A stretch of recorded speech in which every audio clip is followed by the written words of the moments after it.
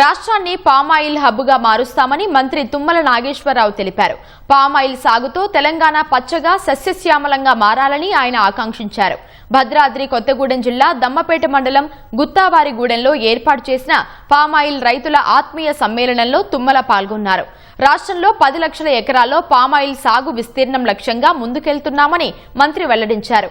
చీడలు, పీడలు, కోతుల బెడద లేకుండా అకాల వర్షాల వల్ల నష్టపోకుండా రైతులకు ఈ పంట వరంగా మారిందన్నారు.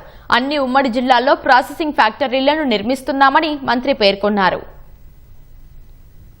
ఆనాటి దంపేట, ఆనాటి అశ్వరాపేట, ఈ రోజు 45 సంవత్సరాల తర్వాత నేను చూసుకుంటే నా కడుపు నిండా సంతోషం, ఆనందం, గర్వం. నేను అందుకని రాష్ట్రంలో ఎక్కడ పోయినా మీరు వెళ్ళి దంపేట, అశ్వరాపేట మండలాలు చూడండి, నా రైతుని అడగండి, నా రైతు నిబ్బరంగా నిఖార్సుగా నిలబడి ఉండడా లేడా వెరిఫై చేయండి, అప్పుడే మీరు పామాయిల్ వేయండి అని చెప్పి ఈ రోజు మిగతా 31 జిల్లాల్లో కూడా పామాయిల్ వేయడానికి నా ప్రయత్నం చేస్తున్నా.